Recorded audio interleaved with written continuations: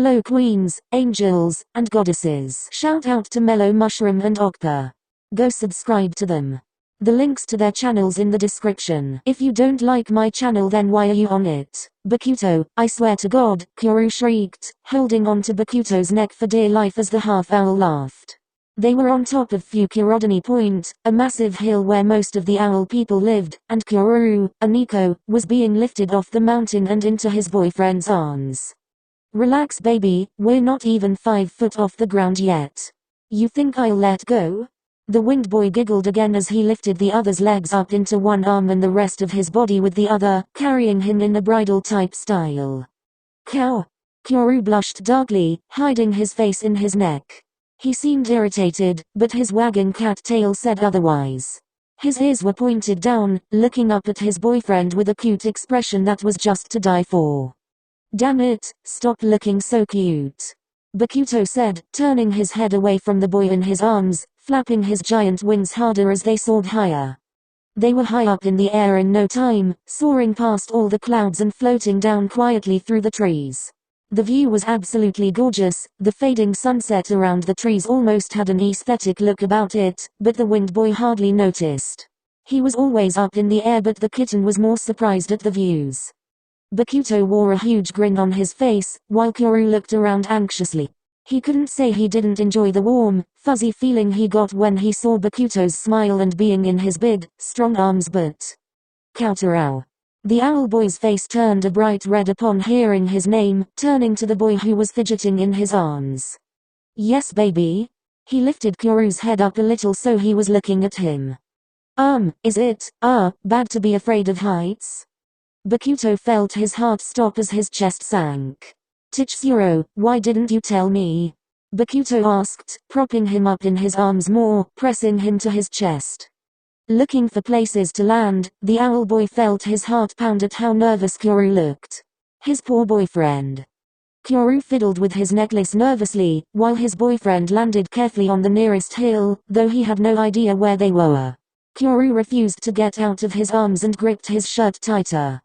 I didn't want to disappoint you, you were having so much fun. BoKuroo smiled and sat down against a tree, cradling Kuroo. There are other ways we can both have fun baby, safer ways too. Kuroo could feel the warmth getting to him. Being in BoKuroo's arms soon became a little too comfortable.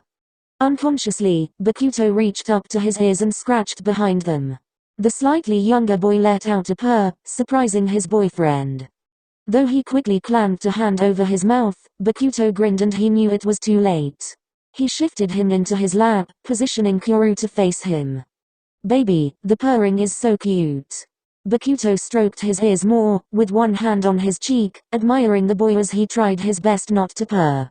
I can't help it. Kuroo buried his face in the crook of the owl boy's neck, hiding his red face. Why you just make me really happy, so I purr. That's cat logic. BoKuroo stared at him, continuing to unconsciously rub his ears. He knew that Kuroo was a meme most of the time, always fucking about and making jokes. This was probably one of the only times he had ever seen him serious about anything except when in troubling situations. Koutarou, I wanna see the sky like you do. But, it's so annoying. Kuroo pouted, blowing a free strand of hair out of his face. His bed hair had been attacked by Natsu, another winged person, but this time, a crow, earlier today, so it had been tied back in a ponytail by a bright pink hair tie, along with a small flower. In this light, he looked even more gorgeous than normal. Well, I remember Konoha telling us he was afraid of heights when he was growing up. BoKuroo zoned out, staring up at the sky as he remembered what the boy had told him. He told us all these tips on how to deal with it and how he grew out of it. Kuroo looked up in sudden interest, raising his head out of his boyfriend's neck. Did this mean he could see views from up high like BoKuroo could? Can we try? He seemed embarrassed, looking down slightly. BoKuroo's head snapped down in a grin, using his hands to move Kuroo forward a little. You really want to? He loved the excited look on BoKuroo's as well as the tone in his voice. The taller chuckled a little, pressing their foreheads together. Of course, as long as I'm with you I'm fine. Are you guys planning to have a baby or something? A voice came from the side. The both jumped, looking over to the side to see Akashi, Kenma, Washio and Konoha himself. And no. Kuroo hit his head on Bakuto's chest, cursing himself for stuttering. Yo, it's fine, but aren't you guys a little young? Like, Kuroo's 19 and, Bakuto you're barely even 20. Anyway, they are kinda young ages to have kids. We're not having a baby.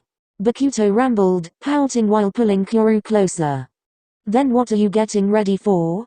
Kenma looked at Kuroo as the questions was asked, with a face that read please don't say it's kinky. I'm afraid of heights, but I want to see the views. So, I was hoping that maybe someone could help. The bed-headed boy looked down in embarrassment, flushing a deep red. Bakuto patted his head softly in reassurance. I mean, I've got a few tips. Konoha grinned, putting a hand on his hip. Akashi nodded, signaling that he was going to help. Thanks guys. Bakuto grinned and looked back at Kuroo who was shifting nervously. Then I can show you all the beautiful places I wanna take you. The bed-headed male could have sworn that his heart burst right out of his chest. This man was just too precious. Tilda. Okay, so, you can go up on hills and high points as long as your feet are on the ground, right?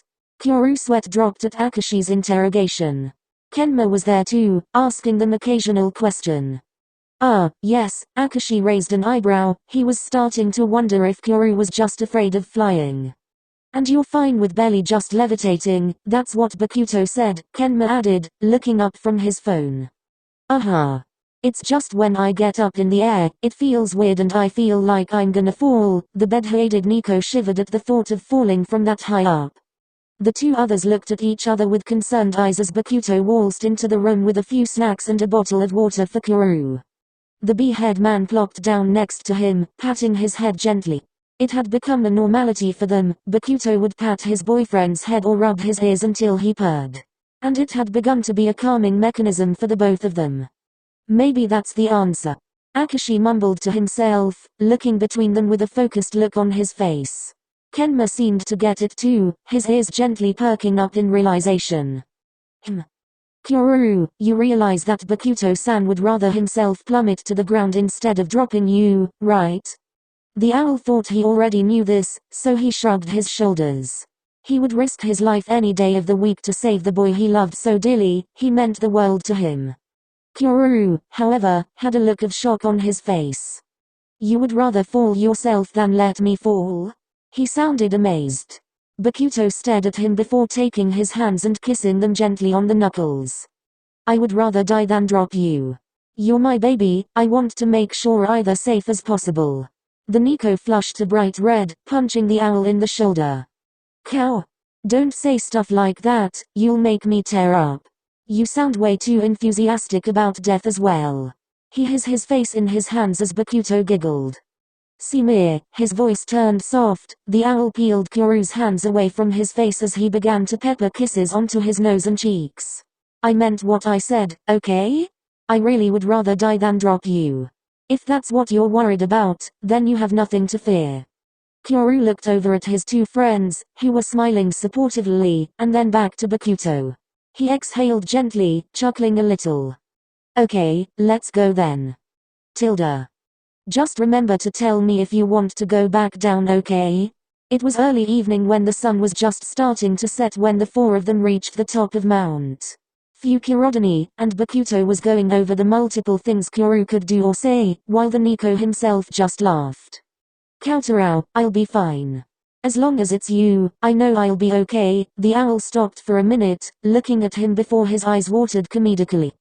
Baby. Taking to the skies like a champ, I'm so proud of you. The two of them laughed as Bakuto encased them in a tight hug, simultaneously squishing their faces together. Geez, Bakuto, you sound like my dad. Kenma rolled his eyes, pocketing his PSP as he leaned on Akashi. The taller boy flushed a little, before smiling gently.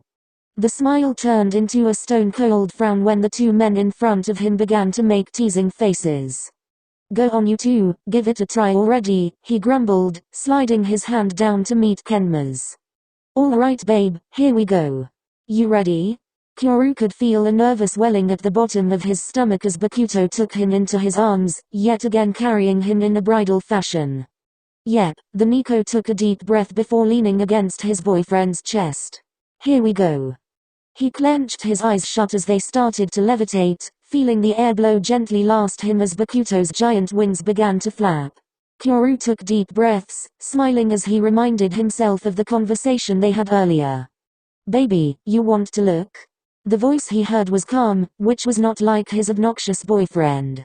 But he took a deep breath as he opened his eyes. It was gorgeous. The view over the mountains were gorgeous, something the Nico has never witnessed before. The red faded sunset added to the background as the trees darkened, almost to a black. The mountains behind Fukurodani made an excellent backdrop to the entire thing, and just to top it all off, there were a few birds they shared the sky with. Whoa! Kyoru's voice hardly went over a whisper, staring out. You like it? Bakuto looked down at the boy in his arms, the look on his face was a sight to behold. Oh cow, it's beautiful. The winged boy stayed staring at his beautiful boyfriend before a gentle lip smile took place on his face. He kissed the top of the Nico's head. I know. Warning, this fanfiction does not belong to me, neither does the fan art. Credits to the original artist and author to the fan art and the fanfiction. Heikyu does not belong to me either. Well, bye children, smiling face with hearts.